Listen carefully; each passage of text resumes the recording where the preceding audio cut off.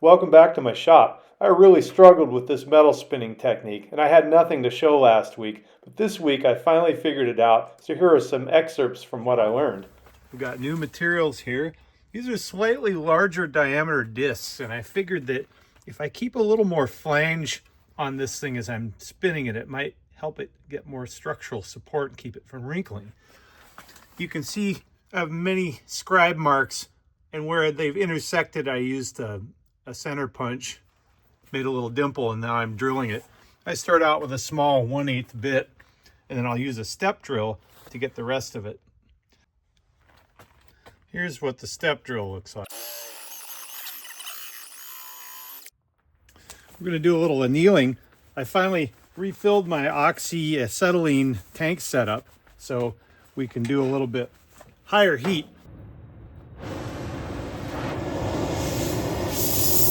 That's right. And then we'll burn the carbon off.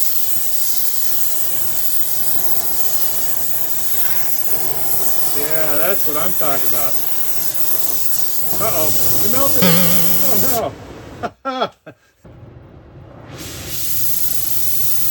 Oh, that's much better.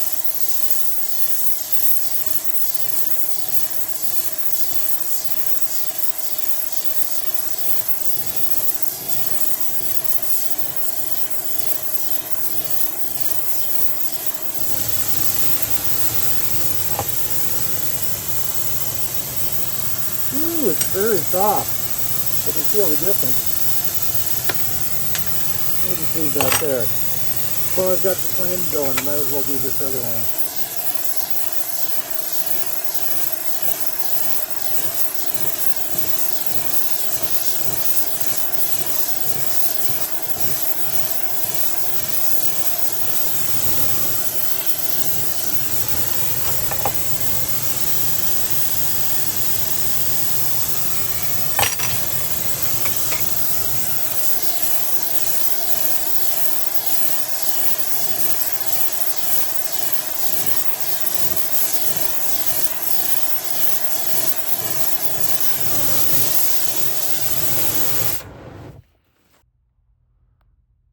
I learned a few things by watching some more videos online, and I'll go through the list so that we can hopefully have better success on this one.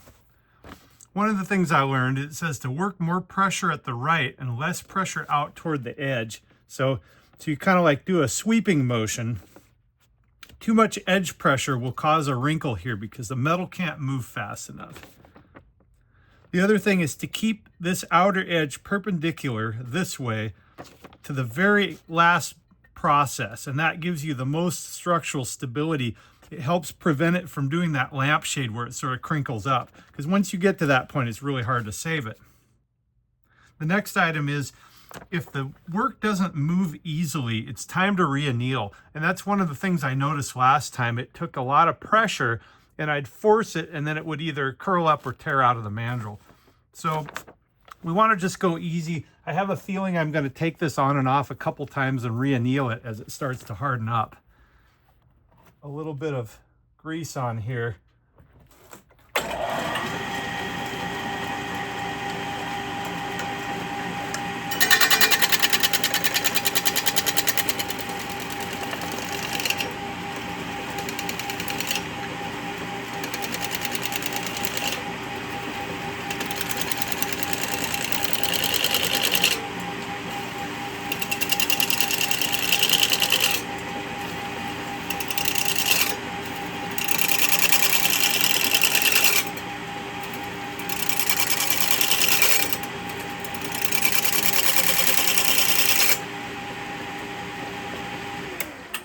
Okay, we're starting to get the right shape.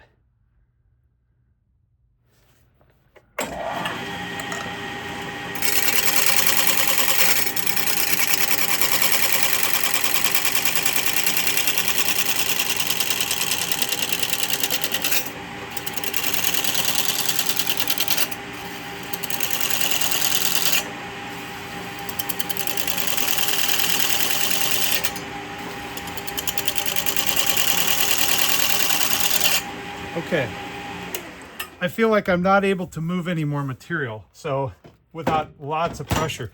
So let's re-anneal it and then we'll start over again. Some people use wax, other people use grease.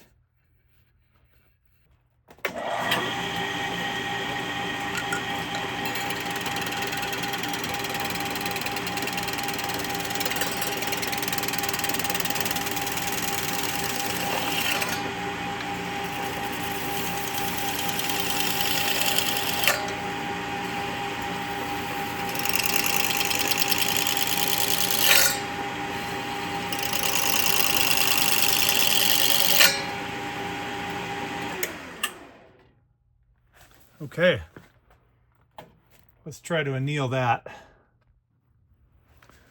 Here's what we have so far. I'm going to wipe the grease off so it doesn't catch fire when I heat it. You can see the edge is already starting to lampshade, and I'm not quite sure what I'm doing wrong there. But we'll try annealing, see if we can save this piece. Okay, we've re-annealed it. I think I may have melted it, so we'll see how far we can get.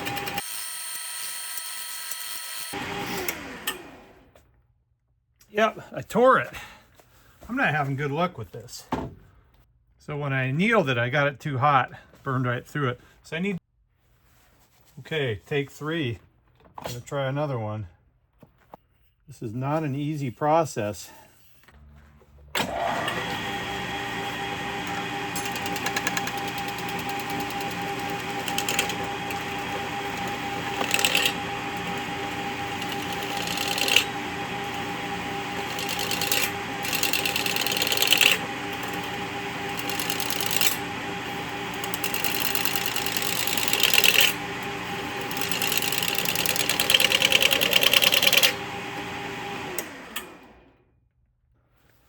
Okay, let's try to anneal again. Okay, let's try this again. Keep working it.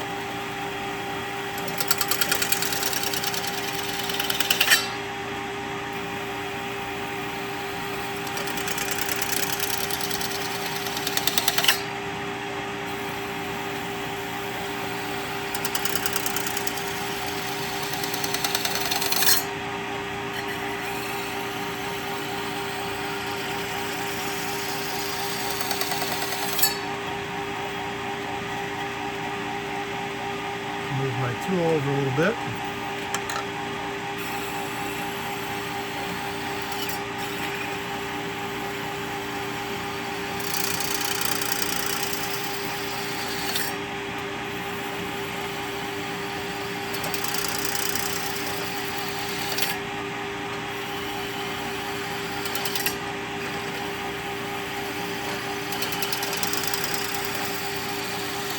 I'm getting the hang of it. Starting to draw that shape out. So I'm going to stop there and re-anneal. So we'll get back at it. We'll just go nice and slow.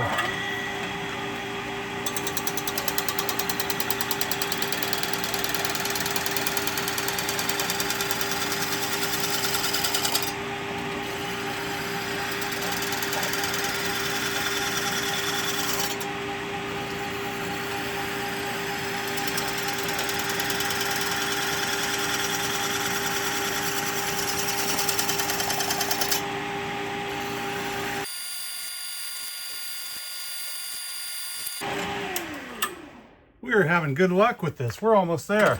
We're going to anneal yet again. If I did a batch of these, I'd do a number of them, then take them all over and anneal them all at once, and then come back and continue that step. You can see we've almost got our trumpet shape. So close and yet so far. I burned through it when I annealed it, but I'm going to try to work with it anyway. I want to keep practicing, so let's see if I can shape the base a little bit closer.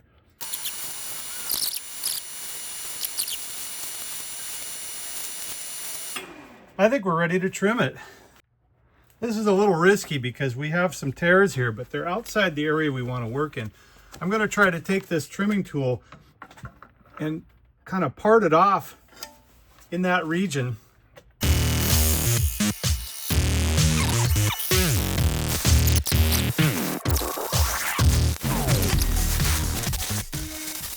What I want to do is roll this back over on itself to make that trumpet edge. And try this. I'm going to see if I can catch this edge and push it back on itself. I have to be careful not to slice myself.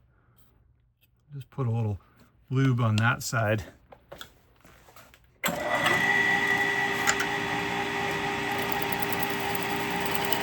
Oh.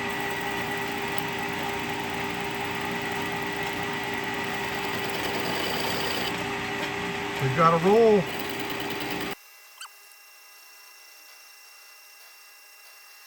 Let's check it out. We did it! That's great. Do a little coarse cleanup because I can feel a little bit of an edge there.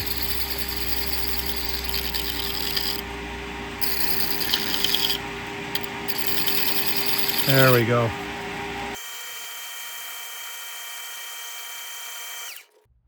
We know that it's very thin right in here, so that's where I'm trying to cut.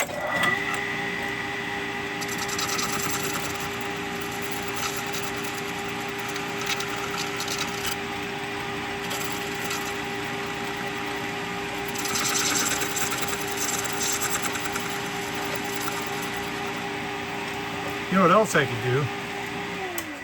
I could put my parting off tool in there. I think that would be safer.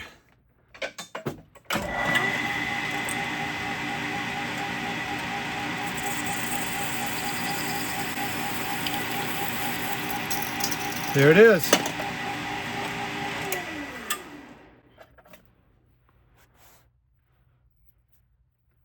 Take all these little things off, but that is our mouthpiece.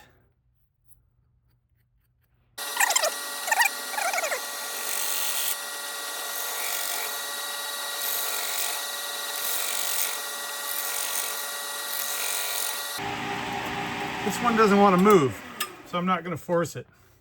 I think it needs to be annealed some more. And it'll tell you when it's time to anneal because you'll push on it and it'll kind of spring right back without giving you any bend. We're learning a ton, in fact. And I've got one successful one, so I know what it feels like to make it now, and that's the important thing.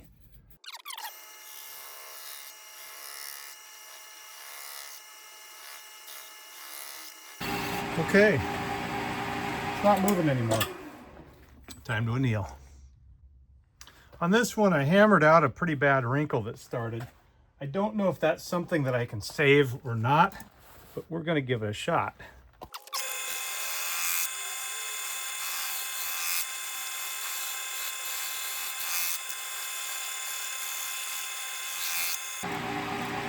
Okay, now we're ready to part this one off.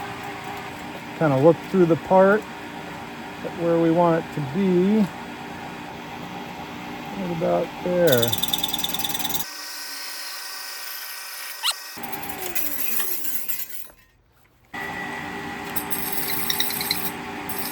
So we don't have a rough edge when we peel it back. I'm going to dress that up a little bit.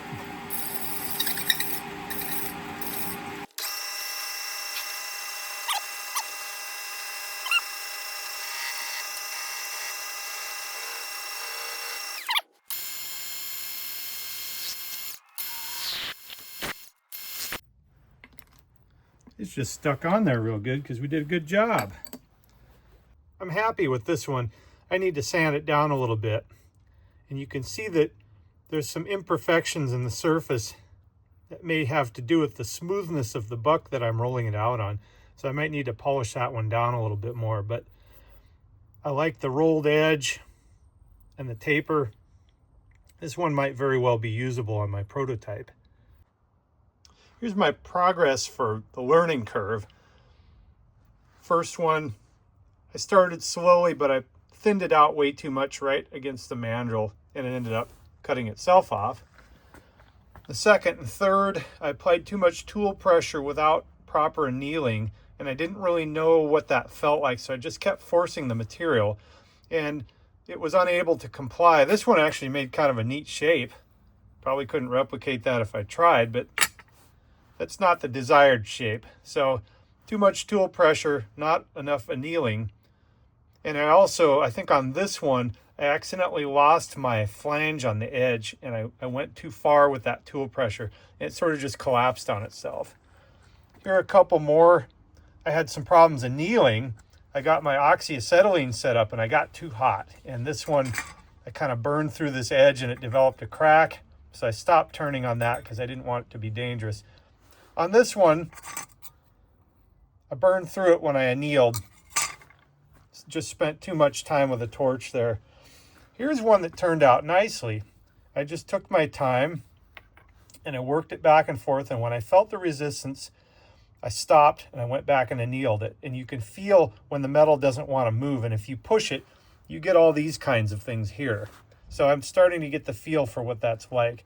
Here's another one where I wanted to test the limits and see, can I push with moderate pressure through that and just finish it? And the answer is no. It got so thin there, we developed a wrinkle here, and it just ripped it right out. And the last one, I went with slow multiple annealing method. I think I annealed this 3 times in the process. And this is my favorite. This has a nice trumpet look. I was able to roll the edge over with just simple techniques. And I learned a little bit about when I roll the edge over, I don't want too much material to roll over, otherwise it gets a little scalloped because it's stretched out and it's got to have somewhere to go so it wrinkles. So there's just maybe less than 1/8 that you want to leave when you roll this over. That gives you just enough to work with to fold it back on itself. Let's talk a little bit about persistence. Sometimes you have to struggle with something to really get good at it. Think about all the great artists and musicians and other people who did something great in the world. A lot of them struggled for hours, days, months, years to perfect their craft. So I didn't expect this one to come easy. But after a little bit of trial and error and maybe $30 worth of brass, I figured out a technique, and now I have a new tool in my toolbox. Every good scientist knows that failure is part of the process. In fact, you generally fail more than you succeed, and that means you're trying, you're taking shots. I think Wayne Gretzky said, you miss 100% of the shots you don't take. So go ahead and try some of this stuff. All right, thanks for watching. This is a good stopping point. I'm going to go celebrate this victory.